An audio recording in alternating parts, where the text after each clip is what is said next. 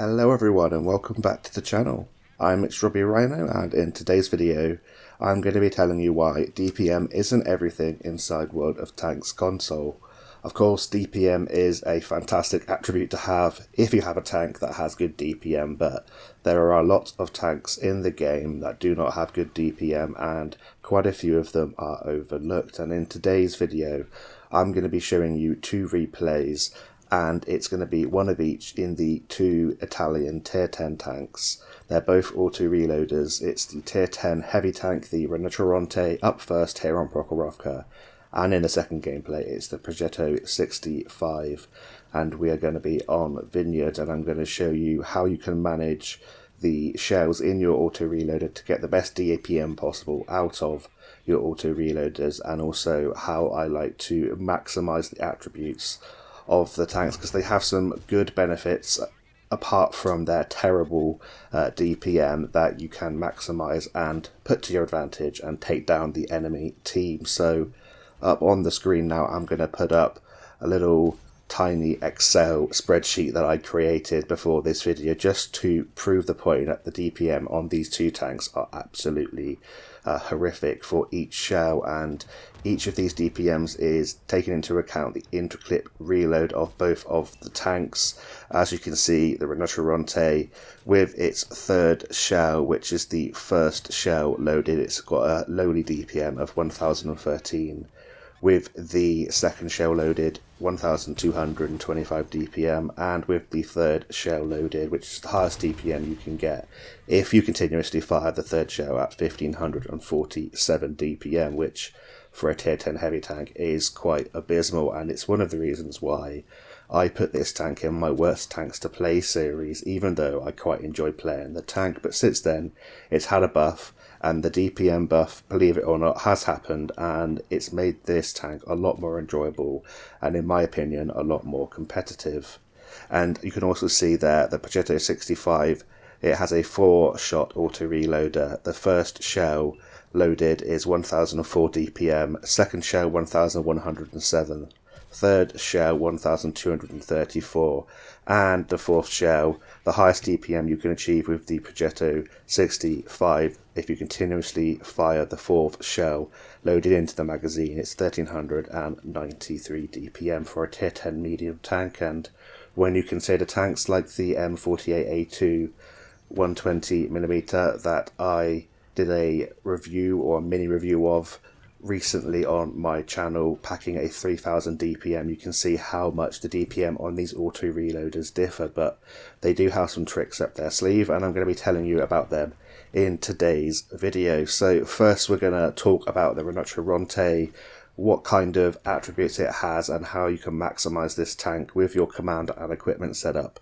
to get the most out of this tank. So the Rinoceronte, one of my favorite tanks in the game. I did include it, like I said, in my worst tanks to play series, because for a beginner and before it was buffed, it was pretty horrendous and a pretty tough grind to get through and have good games. You do need slightly longer games that are more grindy and they take a while to get through, so you have time to use the auto reloader to the best of its ability. But once you do have that ability, you have a 3-shot auto reloader with a 4-second interclip reload. It's a 127mm gun, and I've got a nice list here of the good attributes of the Rinoceronte that quite a lot of players might overlook. So you have high alpha damage of 490 with that large 127mm caliber gun. 490 really does chunk your opponents down. And with a slightly higher caliber gun, you've got more chance of fires and doing module damage and injuring the crew as well. You have good standard penetration on these rounds at 268mm of penetration, and also good shell velocity at 1452 meters a second, meaning it's quite a good sniping heavy and good at firing at mid to long ranges. You don't have to give too much lead at all. You've also got quite a good clip damage if you want to use this thing like an autoloader, or if you have to take out a tank. You can deal 1470 damage on average with your 3 shells. In terms of the gun handling and accuracy, it's pretty good for a large caliber gun at 2.5 second aim time, and 0.36 accuracy. With a good commander and equipment setup, you're going to get that down to a very good level indeed, and it's going to be very accurate, and the gun is going to behave considering it is a larger caliber gun. You also have pretty good gun depression at 10 degrees, although the gun elevation isn't the best at 15 degrees. You have enough view range at 390 meters, and for a heavy tank, your mobility is pretty good at 15.65 power to ton ratio, and you can go 40 forwards and 15 kilometers in an hour in reverse. So you have a whole host of good attributes there. You just have to try and make the DPM work as best as possible by not firing all of your rounds and using it like an autoloader. You have to fire the third shell that is loaded into the magazine and fire that over and over to keep your DPM as high as possible to the numbers I showed you at the start of the video. So what commander and equipment setup do I run on the Rinoceronte? Well, in terms of my equipment, I run advanced loader, gun stabilizer and improved ventilation. And in terms of my commander, I run 6th sense, born leader, rapid loading, steady aim, rapid aim, snapshot, run and gun, track mechanic and situational awareness. In terms of my equipment, I'm running that loader to improve the DPM as much as possible, the gun stabilizer to improve the already pretty good accuracy for this larger caliber gun, and ventilation to help the gun handling, my view range and the DPM. And in terms of my commander skills, I'm running all of the gun handling perks to make this one of the best sort of gun handling tier 10 guns that you can get on a heavy tank. I'm running track mechanic to keep my tracks repaired and keep my armor facing my opponents, because this tank does have a little bit of armor that you can ricochet, especially on the turret. That's another relatively good attribute of this tank. When you're using the full extent of your 10 degrees of gun depression, you're going to need sort of 320 to 340 millimeters of penetration to go through heat rounds, especially unless you hit right on top, that little nubbin on top of the turret there. In terms of the situational awareness, I'm improving that just so I have enough view range to spot for myself and be able to come up to a ridgeline like here in Prokhorovka and spot out, hopefully get some nice assistance, and then put my gun to work. And Prokhorovka, not usually the greatest map for heavy tanks, but there's only one artillery per side. Their artillery is now down. It's still a pretty close game, but I'm pretty confident here on this ridgeline. You've got enough gun depression to use. I have the time to pop back down over this ridgeline, or behind this ridgeline I should say, and reload and keep firing my first shell or the third shell reloaded or loaded into the magazine, so I can keep my DPM as high as possible, and I'm only firing more than one shell or the whole magazine if I really need to. If I feel like I'm not going to be firing for about a minute or just over a minute it takes to reload, or I'm going to be taking out a tank and a very sort of dangerous gun on the enemy team. And that's how I like to play the Rinoceronte. The buff really did help this tank out. It's by no means the most competitive, but it can be pretty fun with this large caliber gun chunking down your opponents. This tank does, for me anyway, feel very accurate. The gun handling feels very nice, and it seems to work very nice and feels quite nice to play. The mobility for a heavy tank is absolutely fine, and the armor on the turret, like I say, is actually pretty good, and you can bounce quite a few rounds. And you've seen here on Prokhorovka, we've used this mid-ridge to good effect. We're popping up, getting shells out where we can, and when we feel the need, we're firing 2 or 3 shells, getting out as much as possible to take out the enemy team, and it's going pretty well for us. At the moment, we've picked up 6.3k direct damage and a lowly 28 assistance. I was hoping for more, but we did have 2 Manticores on our team that were doing a pretty good job at the start there of lighting up the enemy. So a little bit further on this gun, it fires APDS as your standard ammunition, hence the good shell velocity. Heat as your secondary ammunition choice. It's only 325mm of penetration, but that can work when you're sort of mid-range against a super heavy and you're hitting a flat part of the armor, like for say on the Mouse or on the E100, and it has some pretty damn nasty HE rounds. If you do carry a few HE rounds, 127mm of penetration, and that boosts your alpha damage to 640, which can come in handy actually, and it can be quite nasty when you're firing it against something like a leopard, or you're taking out a couple of artillery at the end of the game. And speaking of the end of the game, that's the end of the first one here in the Rinoceronte on Prokhorovka, where we finish in the MVP slot on our team, make a profit of 88,000 silver. We get a nice sniper badge there, high caliber, with 7.6k direct damage, 314 assistance, and 2 kills, and that's something that I didn't think was possible in this tank when I first started playing it, but the longer the games go on, the more this tank can come into its own and use its auto-reloader to good effect. So that's it for the first replay there in the Rinoceronte. We're now going to switch over to the second gameplay with the Progetto 65 on Vineyards, talk a little bit about the tank and how I like to manage that tank as well. So we're now into the second gameplay here on Vineyards in the Progetto 65, and we're going to start off by talking, like we did in the last gameplay, about the tank, about the pros and how to combat a pretty poor DPM, and about the good attributes that you can enhance to make this tank not only very playable but also pretty competitive in quite a lot of different scenarios.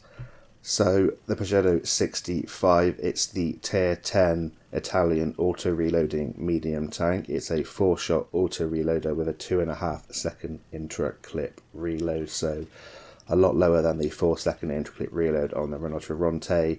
It's a 105mm gun, so it does have lower alpha damage at 360 alpha damage per shell.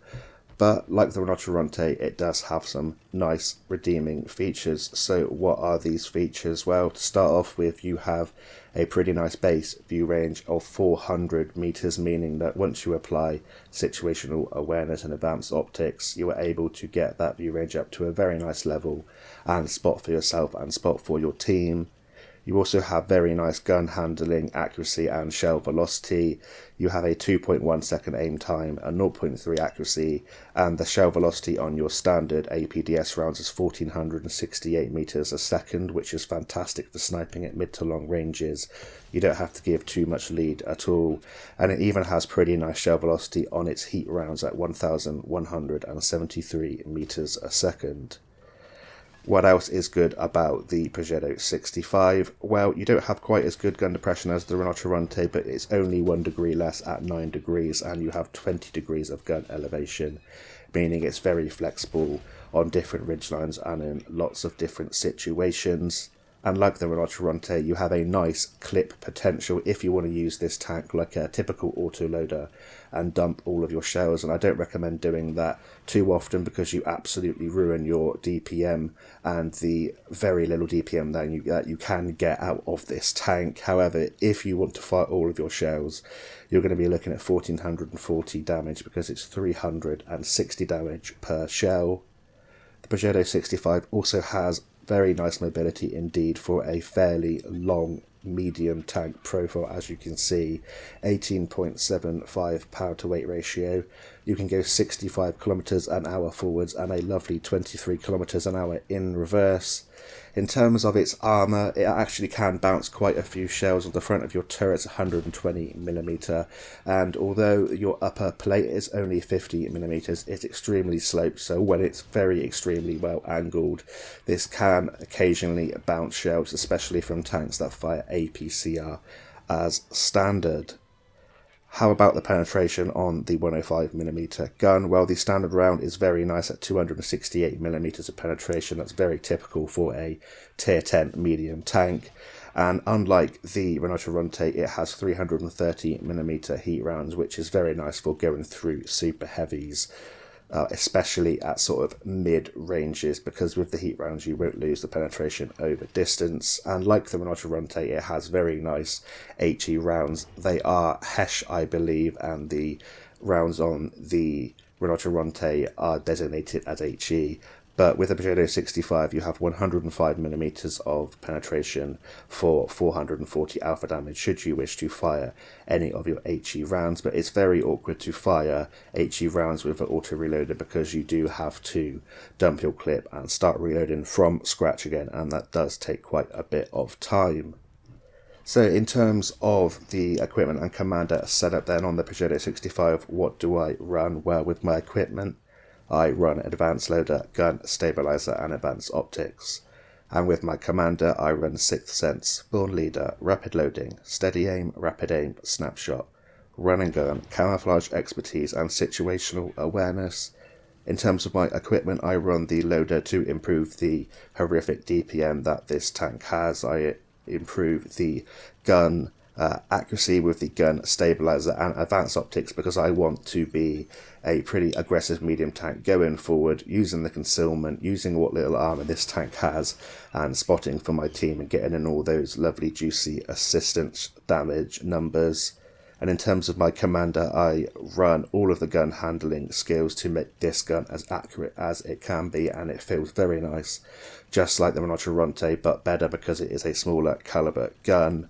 I run camouflage expertise because I want a little bit of concealment to outspot some of the more chunkier medium tanks and the heavy tanks, and use all of the different foliage around on the different maps to my advantage. And with the situational awareness that I run in conjunction with the advanced optics, I have a very nice view range indeed, which allows me to spot for myself and outspot quite a lot of other different tanks. So if you choose to run my equipment and commander setup on the Progetto 65, you'll be looking at a view range of 512.24 meters, which is absolutely great for a tier 10 medium tank. And in terms of the gun handling with the Progetto 65, if you run this setup, you have an astonishing accuracy of 0.21 and your aim time is under 2 seconds at 1.93 seconds, so that's absolutely fantastic, meaning that it's a very good sniping tank indeed. And the ability to have your 4 shells loaded and have your opponent not know that you are loaded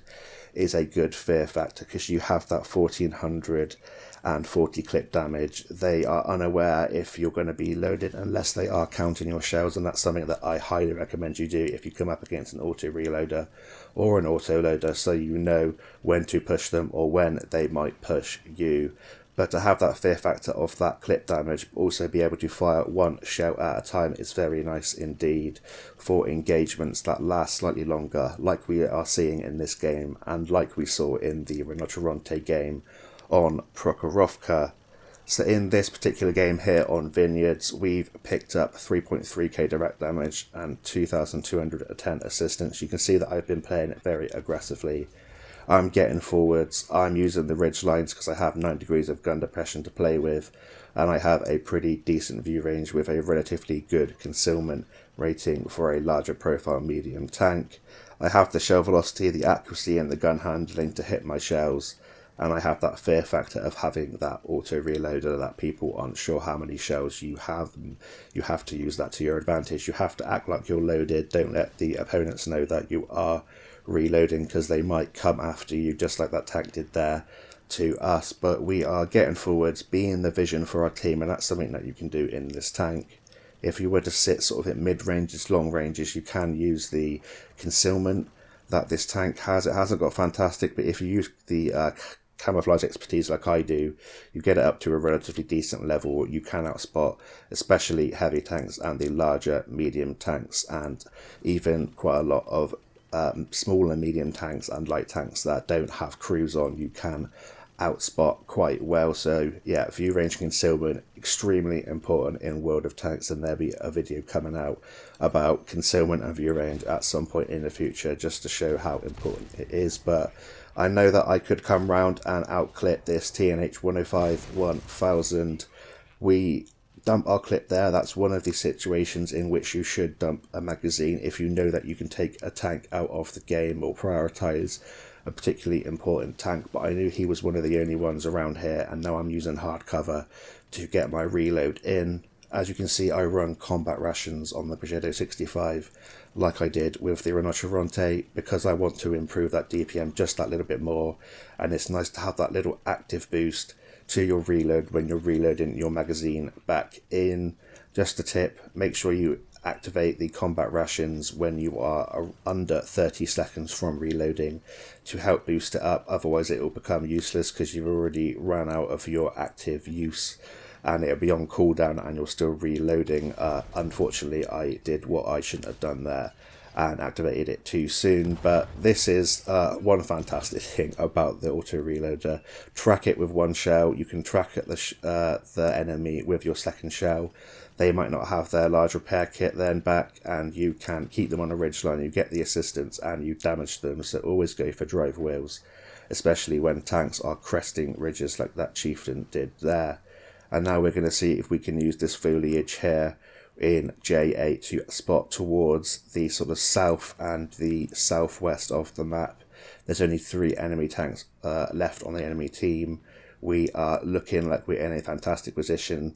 It's 2 against 1 in terms of the ratio of tanks. It's 6 versus 3 in terms of how many tanks there actually are.